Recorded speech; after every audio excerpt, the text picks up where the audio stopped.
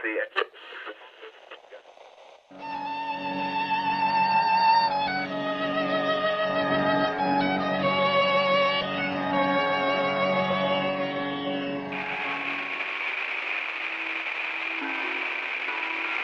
दोस्तों, मेरे channel movie says में आपका स्वागत है। ये मेरा पहला वीडियो है और मैं पूरी कोशिश करूंगा यहाँ की आपका दिल जीत सकूं। इस चैनल में आने वाले दिनों में आपको दुनिया की सबसे बेहतरीन फिल्मों के सजेशंस और रिव्यूज़ देखने को मिलेगा, साथ ही एंटरटेनमेंट इंडस्ट्री से जुड़ी कई और सारी बातें भी। तो आपका ज़्यादा समय ना लेते हुए मैं वीडियो को आगे बढ़ाता हूँ। आज के वीडियो में आपके लिए मैं दुनिया की 10 सबसे बेस्ट ड्रामा मूवीज़ की लिस्ट लेकर आया हूँ।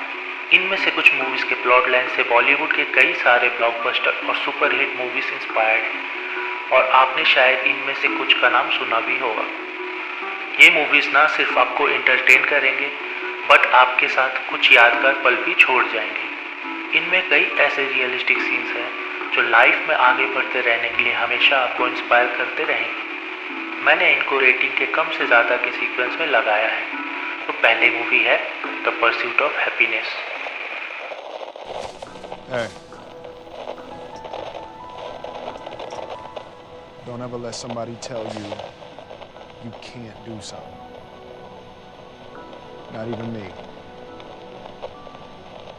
All right? You got a dream, you got to protect it. People can't do something themselves. They want to tell you you can't do it.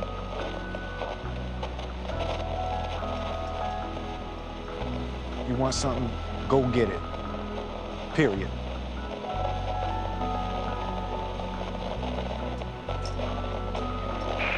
दो 2006 में आई ये मूवी एक real life stock broker Chris Gardner के struggle के दिनों की बहुत ही inspiring कहानी पर बेस्ड है, जब वो एक सेल्समैन हुआ करते थे। हालांकि इसके कुछ हिस्से ओरिजिनल बायोग्राफी से अलग हैं।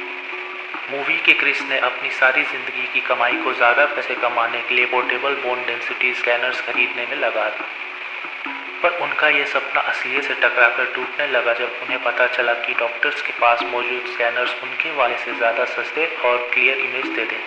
हालांकि क्रिस जैसे तैसे कुछ स्कैनर्स बेच पाया, मगर नुकसान उसके ऊपर दिन पर दिन भारी पड़ने लगा और पति पत्नी में भी तनाव बढ़ गया। इसी बीच एक पिज़्ज़ा पार्लर के जॉब अपॉर्चुनिटी को पाकर उसकी वाइफ उसे और उनके बेटे को छोड़कर न्यूयॉर्क चली गई, क्योंकि वो दोनों जानते थे कि क्रिस बेटे का ध्यान ज़्यादा अच्छे से रख सकता है। इस बीच किराया ना भर पाने के कारण उसे घर से निकाल दिया जाता है। बिना पत्नी, घर और किसी जॉब के उसे डीन विटर नाम की एक स्टॉक ब्रोकरेज फर्म में स्टॉक ब्रोकर के इंटर्न बनने का मौका मिलता है, जिसमें 6 महीना अनपेड ट्रेनिंग के बाद फाइनल एग्ज़ाम देना होगा और अगर वो उस एग्ज़ाम को निकाल देगा तो बहुत प्रॉमिसिंग करियर को पालेगा। वो कैसी कैसी हार्डशिप को फेस करता हुआ अपने गोल को अचीव करता है, इसे पूरी मूवी में बहुत ब्यूटीफुली दिखाया गया है। ये मूवी ना सिर्फ आपके दिल को छुएगी पर मोटिवेशन से भी भर देगी। इस मूवी को IMDb में 10 में से 8 रेटिंग मिली है और ये हिंदी और इंग्लिश डुअल ऑडियो में नेटफ्लिक्स और अमेजॉन प्राइम पर अवेलेबल है। अगली मूवी है dead poets society.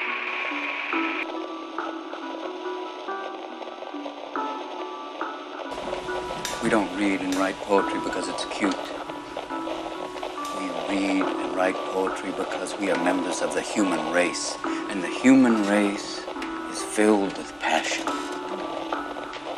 Medicine, law, business, engineering, these are noble pursuits and necessary to sustain life. Poetry, beauty, romance, love, these are what we stay alive for. To quote from Whitman, O me, O life, of the questions of these recurring, of the endless trains of the faithless, of cities filled with the foolish, what good amid these, O me, O life? Answer, that you are here, that life exists and identity, that the powerful play goes on and you may contribute a verse. Powerful play goes on and you may contribute a verse.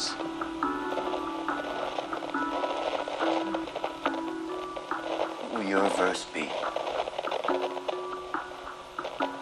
1989 में आई ये movie परंपरा, प्रतिष्ठा और अनुशासन के 3 स्तंभों पर खड़े एक एलाइड बोर्डिंग स्कूल वेल्टन एकेडमी के नए unconventional English teacher John kidding और उससे इंस्पायर होते स्टूडेंट्स की कहानी है। ये एक ऑल बॉय स्कूल है जो रूढ़िवादी सिद्धांतों पर चलता है। टॉड एंडरसन नाम का एक शर्मीला लड़का, जिसका बड़ा भाई स्कूल के पॉपुलर और टॉपर्स ग्रेजुएट्स में से एक था, उस स्कूल में अपने हायर स्टडीज़ को कंप्लीट करने को एडमिशन लेता है। वहाँ उसका रूममेट नील पेरी बनता है, जो भी एक अपकमिंग टॉपर होता।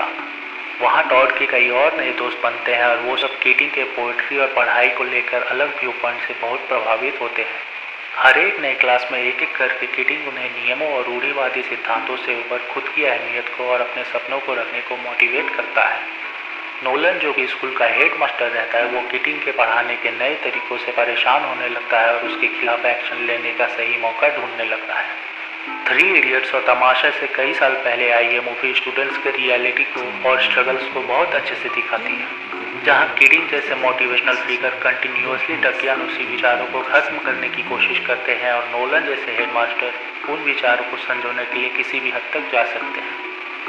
अगर आप भी किसी अनकन्वेंशनल जर्नी पर निकले हैं जो वर्ल्ड नॉर्म से बिल्कुल अलग हो, तो आपको ये मूवी बहुत पसंद आएगी और कुछ सीन्स आपके दिल में हमेशा के लिए रह जाएंगे। इस मूवी को IMDb पर 10 में से 8.1 रेटिंग मिली है और ये मूवी हॉटस्टार पर इंग्लिश में अवेलेबल है। अगली मूवी है the Truman show. We've become bored with watching actors give us phony emotions. We're tired of pyrotechnics and special effects. While the world he inhabits is in some respects counterfeit, there's nothing fake about Truman himself. No scripts, no cue cards. It isn't always Shakespeare, but it's genuine. It's a life.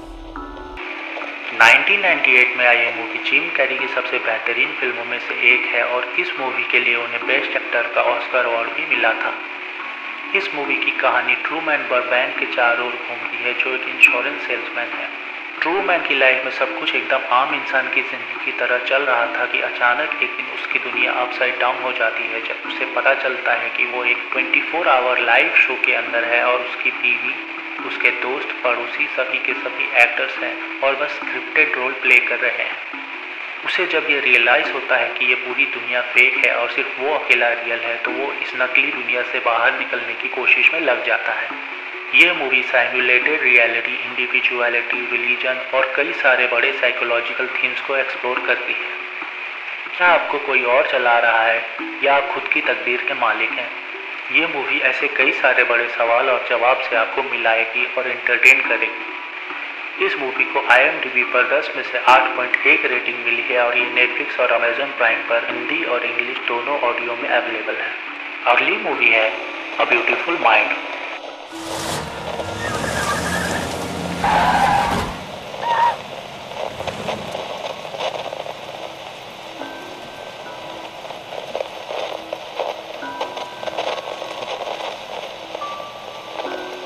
He never gets old. Honestly, can't be real. He never gets old. 2001 में आई ये movie John Forbes Nash junior नाम के Nobel विजेता economist के life पर आधारित है। Nash Princeton university में अपनी ग्रेजुएशन पूरी करने बाद MIT में टीचिंग की जॉब शुरू करता है। वहाँ वो एलिशिया नाम की एक स्टूडेंट से मिलता है और दोनों प्यार में पड़ जाते हैं। वो एक एंटी सोशल इंसान है और लोग ज़्यादातर उसे घमंडी समझकर उससे बात करना पसंद नहीं करते थे। इसी बीच गवर्नमेंट की तरफ से उसे सोवियत के कोर्स को ब्रेक करने का एक कोवर्ट मिशन में शामिल किया जाता है, जिसके मुताबिक मैगजीन्स और न्यूज़पेपर के पैटर्न्स में हिडन मैसेजेस को उसे डिकोड करना था और एक सीक्रेट मेल बॉक्स में उन्हें डिलीवर करना था। पर उसे ऐसा लगने लगता है कि उस पर नज़र रखा जा रहा है और हर एक जगह उसे फॉलो किया जा रहा है। इसी बीच अलीसिया को पता चलता है कि असल में नैश को कोई मिशन सौंपा नहीं गया है और वो पैरानॉइड स्किज़ोफ्रेनिया नाम की दिमागी बीमारी से ग्रसित है। एलिसिया, जो अब नैश की पत्नी है, इस बीमारी के कारण आते दुख और बोझ को संभालते हुए कैसे नैश का ख्याल रखती है और नैश को इस बीमारी के कारण क्या क्या झेलना पड़ता है, ये इस मूवी में बहुत डिटेल के साथ दिखाया गया है। मेंटल पेशेंट्स और उनके फैमिली को इस सोसाइटी में बहुत कुछ झेलना पड़ता है जो आम इंसान शायद ना समझ सके। इस मूवी में उस पेन को बहुत ब्यूटीफुली दर्शाया गया है और ये मूवी आपके दिल को ज़रूर छुएगी। IMDb में इसे 10 में से 8.2 रेटिंग मिली है और ये मूवी नेटफ्लिक्स और अमेजॉन प्राइम पर हिंदी और इंग्लिश दोनों ऑडियो में अवेलेबल है। अगली मूवी है good will hunting.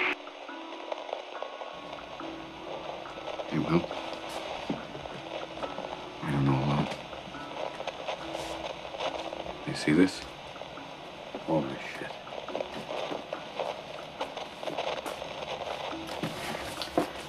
It's not your fault.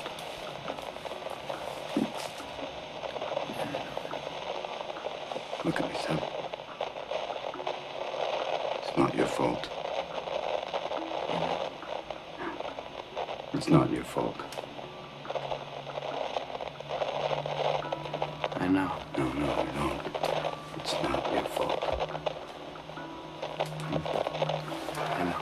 It's not your fault. All right. It's not your fault. It's not your fault. Don't fuck. It's not your fault. Don't fuck with me, all right? Don't fuck with me, Sean. Not you. It's not your fault.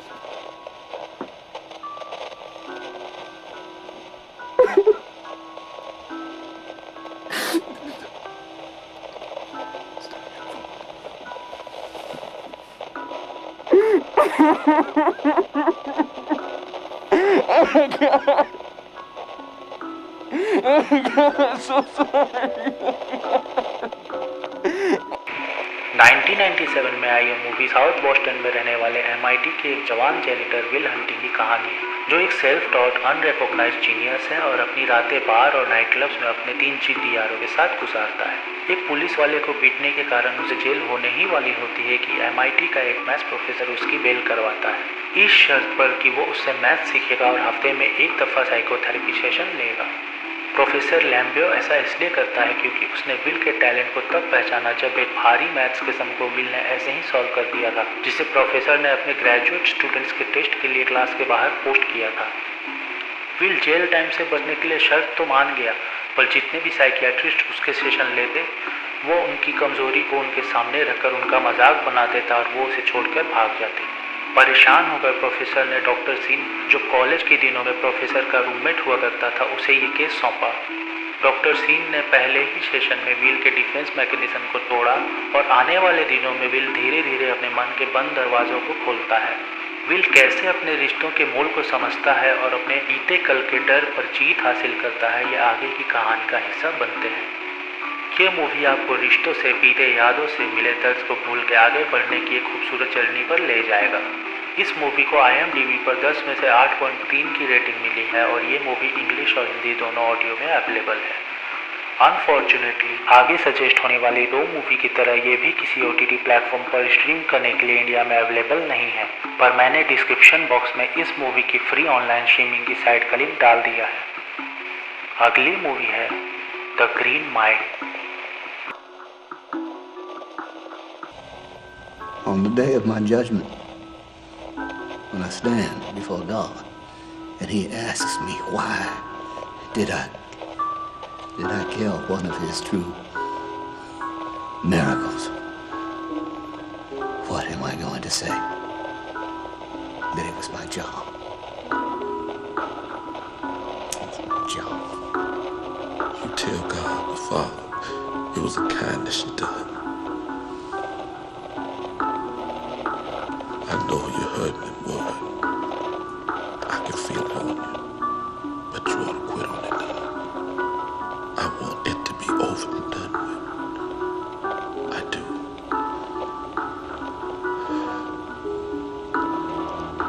I'm tired, boss.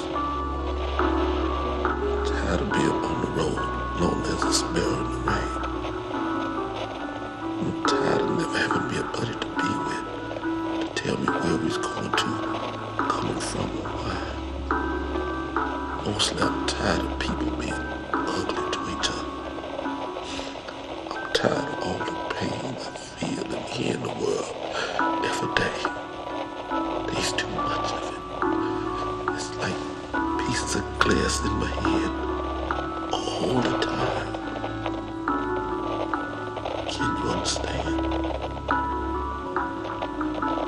1999 में आई ये movie Tom Hanks की best movies में से एक है। Stephen king के novel पर आधारित ये मूवी पॉल नाम के एक बूढ़े से शुरू होती है जो अपने एल्डरली होम की एक बूढ़ी दोस्त के साथ बैठा अपने पुराने वक्त की कहानी शेयर कर रहा होता है जब वो 1930 के ग्रेट डिप्रेशन के टाइम पर एक डेथ रो प्रिजन गार्ड हुआ करता था। जॉन कॉफे नाम का एक लंबा तगड़ा मगर शांत स्वभाव का ब्लैक एरी उसकी विंग में आता है जिसपे 2 वाइट बच्चियों के रेप और मर्डर का जुर्म साबित हुआ था और फांसी की सजा मुकर्रर हुई थी। धीरे धीरे पॉल को पता चलता है कि कॉफी के पास हीलिंग की सुपरनैचुरल शक्तियां हैं। जब कॉफी ने उसके भयंकर यूरिनरी इन्फेक्शन को उसके प्राइवेट पार्ट को छूकर ठीक कर दिया था और वहां के कैदी के पालतू चूहे मिस्टर जिंगल्स जिसको वहां का एक सैडिस्ट वार्डन पारसी ने कुचलकर मार दिया था उसे जिंदा कर दिया। इस मूवी में जॉन कॉफी की नीयत आपका दिल जीत लेगी और मिस्टर जिंगल्स को तो आप भूल ही नहीं पाओगे। ये मूवी आपको किसी के सूरत से ज़्यादा उसके सीरत पर ध्यान देने को कहती है। इस मूवी को IMDb पर 10 में से 8.6 रेटिंग मिली है और ये हिंदी और इंग्लिश दोनों ऑडियो में अवेलेबल है। ये किसी OTT पर अवेलेबल नहीं है। इसको डाउनलोड करने या स्ट्रीम करने का लिंक डिस्क्रिप्शन में मैंने डाल दिया है। अगली मूवी है one flu over cuckoos nest. Will you please turn the television set on? Mr. McMurphy, the meeting was adjourned and the vote was closed. But the vote was 10 to 8. The chief, he's got his hand up. Look. No, Mr. McMurphy. When the meeting was adjourned, the vote was 9 to 9. Ah, come on. You're not going to say that now. You're not going to say that now. You're going to pull that henhouse shit now. When the vote, the chief just voted, it was 10 to 9. Now, I want that television set turned on right now.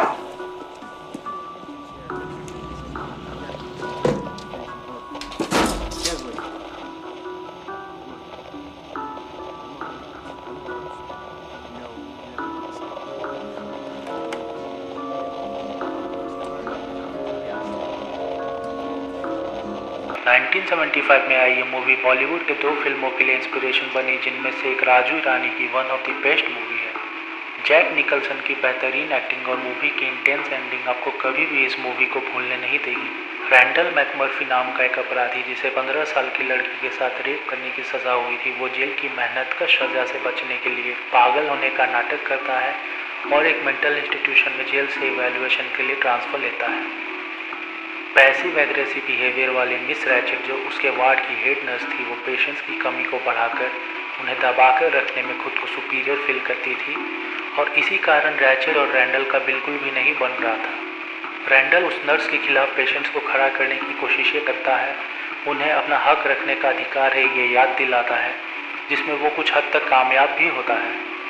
ये movie आपको अंदर तक कचोड़ कर रख देगी क्योंकि इस movie में हुए वाक़ये असलियत में भी हमारे आसपास घटते हैं।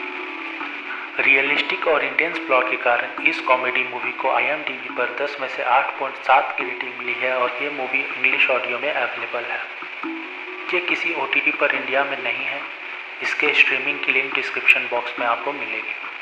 अगली मूवी है Forrest Gump. Sometimes it would stop raining long enough for the stars to come out. And then it was nice. It was like just before the sun goes to bed down on the bayou. Those old million sparkles on the water. Like that mountain lake that was so clear, Jenny. It looked like there were 2 skies, one on top of the other. And then in the desert, when the sun comes up, I couldn't tell where heaven stopped and the earth began. It was so beautiful.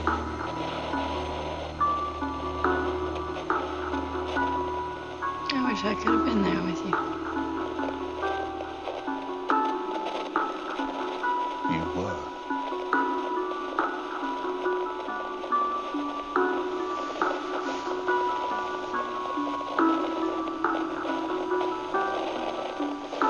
I love you.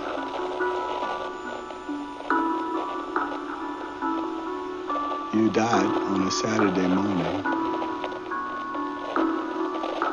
And you placed here under a tree.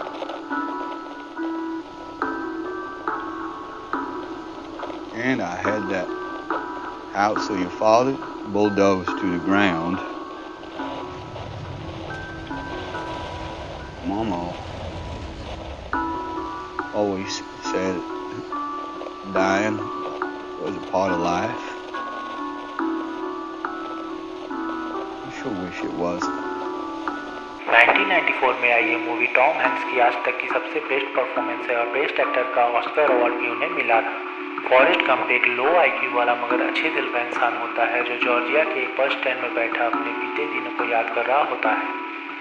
Vietnam war, Watergate scandal से लेकर कई बड़े बड़े historical events में मौजूद रहे Gump ने अपनी जिंदगी में बहुत सारे दुख झेले, पर कुछ भी उसकी खुशी के आड़े नहीं आई। पैरों के विकार से लेकर लोगों से लो इंटेलिजेंस के कारण बुली होना, यहाँ तक कि एक बार गोली तक लगने के बाद भी गंप ने कभी हौसला नहीं छोड़ा और हमेशा अच्छे दिन आने का वेट किया। उसने अपने सारे सेटबैक्स को अपॉर्चुनिटी में बदला और कभी भी खुश रहने से कतराया नहीं। ये मूवी आपको लाइफ के हर सिचुएशन में एक समान रहने का बहुत अच्छा एग्जाम्पल दिखाएगी और लाइफ में कुछ अच्छा करने को मोटिवेट करेगी। इस मूवी को IMDb यूजर्स ने 10 में से 8.8 की रेटिंग दी है और ये नेटफ्लिक्स और अमेजन प्राइम पर हिंदी और इंग्लिश दोनों ऑडियो में अवेलेबल है। अगली मूवी है Schindler's list.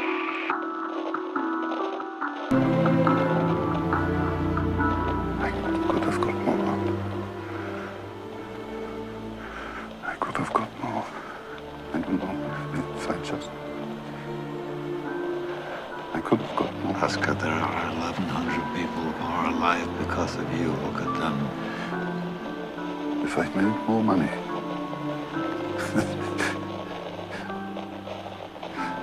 I threw away so much money. You have no idea. If I just... Generations because of what you did. Do enough.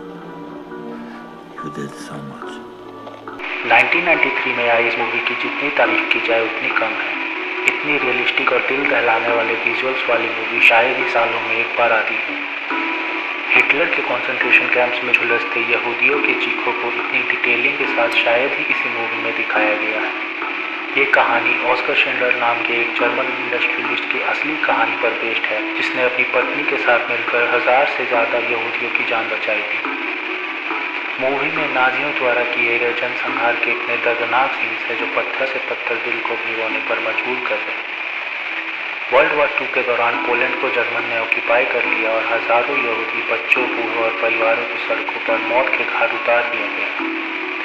भीड़ से अलग किए गए जवान और कारगर यहूदियों को कंसंट्रेशन कैंप्स में डाल के जानवरों से भी बदतर हालत में काम करवाना शुरू कर दिया गया। इस नरसंहार को देखकर शिंडलर से रहा नहीं गया और उसके अंदर के इंसानियत ने जितनी ज़्यादा हो सके उतने यहूदियों को बचाने की ठान ली। ये मूवी एक बहुत ही ग्रेट फिलॉसफी को दर्शाती है कि हो सकता है कि आप बहुत बड़ी गलती को होने से ना रोक सकें, पर अपने आसपास हो रही छोटी गलतियों को तो रोक ही सकते हैं। यह मूवी इंसानियत के गिरने के सबसे नीचे और उठने के सबसे ऊपर दोनों ही लेवल को बहुत ही एपिक तरह से दर्शाती है। IMDb पर इसे 10 में से 8.9 की रेटिंग मिली है और ये नेटफ्लिक्स पर हिंदी और इंग्लिश दोनों ऑडियो में अवेलेबल है। और दोस्तों, मेरे लिस्ट की लास्ट मूवी है the Shawshank redemption. If you want to keep all that money, give it to your wife. The IRS allows a one-time only gift to your spouse for up to $60,000. Bullshit. Tax-free? Tax-free. IRS can't touch 1 cent. You're that smart banker would kill his wife, aren't you? Why should I believe a smart banker like you? So I can end up in here with you? It's perfectly legal. Go ask the IRS. They'll say the same thing. Actually, I feel stupid telling you this. I'm sure you would have investigated the matter yourself. Yeah, fucking A. I don't need no smart wife-killing banker to tell me where the bear's sitting the buckwheat. Of course not. But you do need someone to set up the tax-free gift for you. It'll cost you. A lawyer, for example. Bunch of ball-washing bastards. I suppose I could set it up for you. That would save you some money. If you get the forms, I'll prepare them for you. Nearly free of charge. I'd only ask 3 beers apiece for each of my co-workers. Co-workers, get him. That's rich, ain't it? I think a man working outdoors feels more like a man if you can have a bottle of suds. That's only my opinion. Sir. What are you Jimmy staring at? Back to work! Let's go, work! 1994 में आई ये masterpiece movie Stephen king के best selling novella पर based है। Pulp fiction और Forrest Gump जैसी movies के साथ release होने के कारण उस वक्त ये फिल्म बॉक्स ऑफिस पर फेल हो गई थी। बाद में री रिलीज होने बाद ये बॉक्स ऑफिस हिट हुई। कहानी शुरू होती है बैंकर एंडी डेफरेंस से, जिसे अपनी पत्नी और उसके सीक्रेट लवर के मर्डर के जुर्म में लाइफ इम्प्रिजनमेंट की सजा सुनाई जाती है और शॉशैंक जेल में डाल दिया जाता है। जेल में रेडिंग और रेड नाम के एक स्मगलर से उसकी गहरी दोस्ती हो जाती है, जो जेल में बाहर का कोई भी सामान स्मगल कर सकता था। होप और कैदियों में बने 6 दोस्तों के प्यार और रिस्पेक्ट पाकर वो जेल के दुर्गम माहौल में भी सुकून से जी रहा था कि उसे पता चलता है कि उसकी पत्नी और पत्नी के सीक्रेट लवर का मर्डर किसी और ने किया है और वो वार्डन से अपनी आज़ाद होने की सिफारिश करता है, जो ऑब्वियसली वार्डन नहीं मानता। तो क्या वो अपनी आज़ादी पाता है या जिंदगी भर शॉशैंक प्रिजन में वार्डन नॉर्टन के ब्लैक मनी को वाइट करता रह जाता है? ये आगे की स्टोरी लाइन है। ये मूवी क्रिटिकली अक्लेम्ड मास्टरपीस है, जो हमें जिंदगी के किसी भी सिचुएशन में होप ना छोड़ने को कहता है। IMDb पर इस मूवी को 10 में से 9.3 की रेटिंग मिली है और ये मूवी नेटफ्लिक्स और अमेजन प्राइम पर हिंदी और इंग्लिश दोनों ऑडियो में अवेलेबल है। अंत में थैंक यू आप सबका, और प्लीज़ यार अगर वीडियो अच्छा लगा हो तो वीडियो को लाइक करना, चैनल को सब्सक्राइब करना और बेल आइकन को टैप करना, और अपने दोस्तों और फिल्मी लवर्स के साथ वीडियो को शेयर करना ना भूलना। Carpe DM, God bless.